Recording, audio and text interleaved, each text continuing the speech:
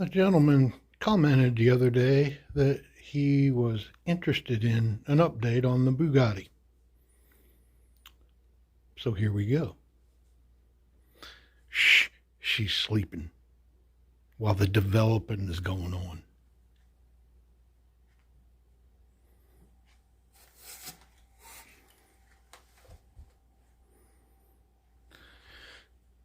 So the research showed I need more pitch on the props.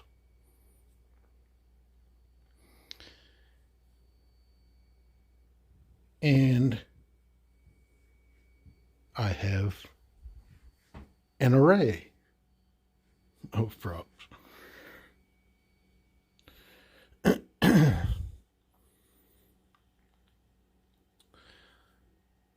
These two are the originals.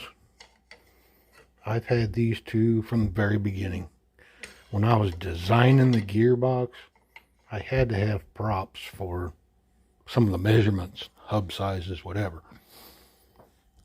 So I selected the right diameter with the finest pitch so that when I put it on the test stand, I wasn't really creating a lot of thrust. I just wanted to prove that the gearbox worked.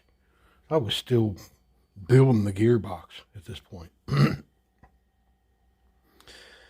So those props are rated as 16 sixes. The 6 being the pitch.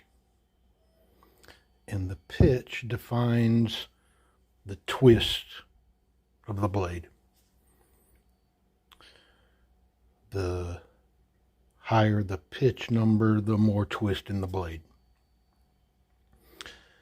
So a 6 is the finest pitch I could buy at the time. And that's all I wanted, was a fine pitch. I didn't want to, like I said, I didn't want to create any thrust on the test stand. I just wanted to make sure the gearbox worked.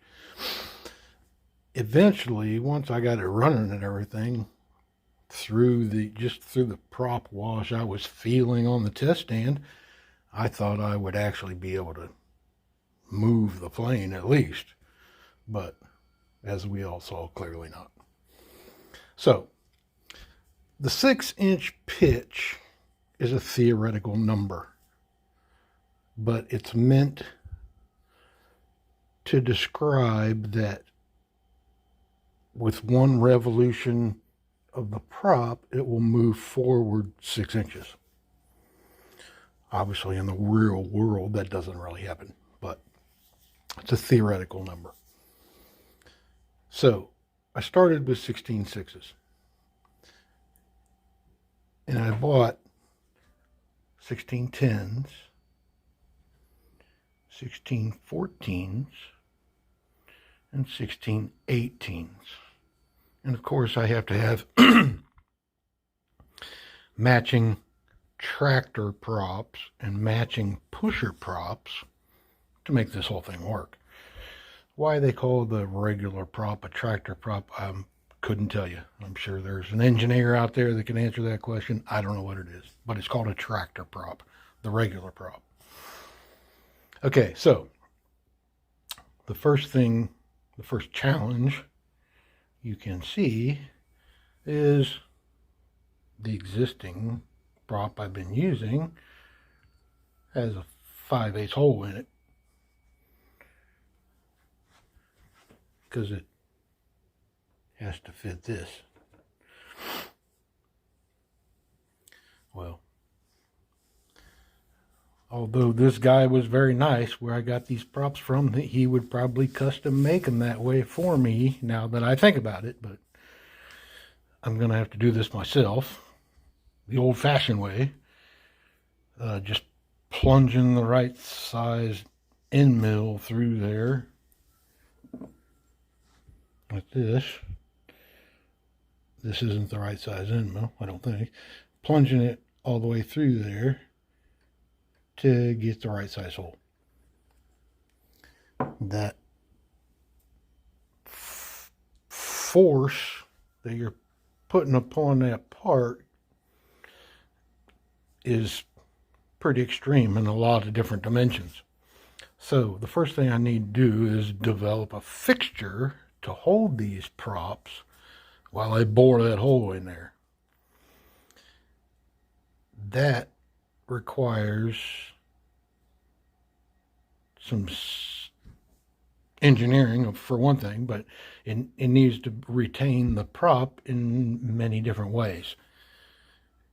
You're trying to hold a part that in which the best way to hold the part is exactly where you want to do the work. So it's a bit of a challenge in that regard. So I'll show you the fixture that I'm working on and we'll discuss it from there.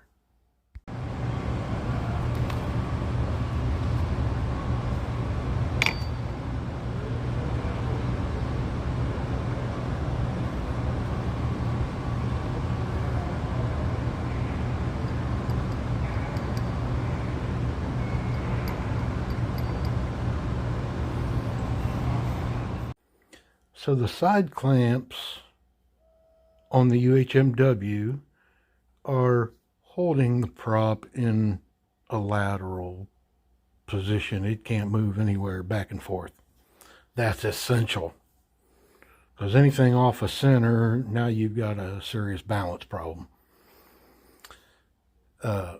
Next, I'm showing you the position where I'm going to put 2 bolts that are going to go down through that washer, through the UHMW, and into the fixture plate, which will provide both a rotational stop from the bolts and a vertical stop to keep the part from pulling out of the fixture as I plunge the end mill in and out of it to create this hole. So that's what I'm working on right now, the fixture itself. Future challenges have presented themselves. If you look at the thicknesses of the hubs, they're gradually increasing. This is not good from my point, but I mean, that's the way the prop's designed. So, the 1610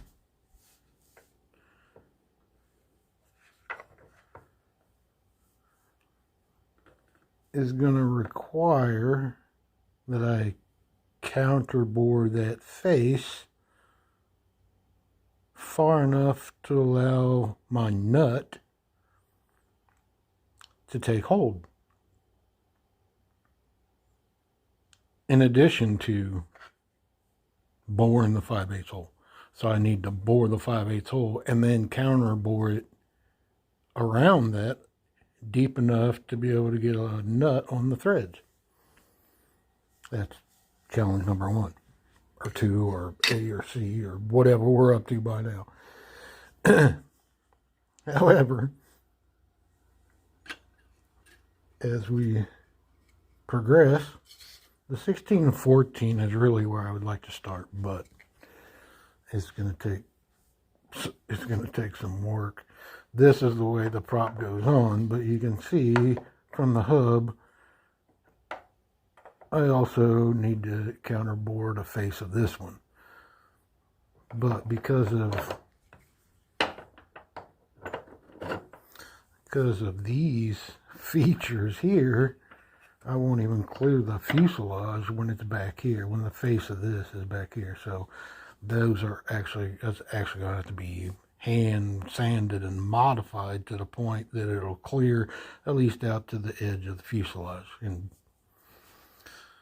believe me, I've sanded every inch of this aircraft. I'm not afraid of hand sanding anything, but this is going to also make balancing the prop a bigger issue, even though I have a perfect balancer for the job. Okay, this is the one I would really like to use.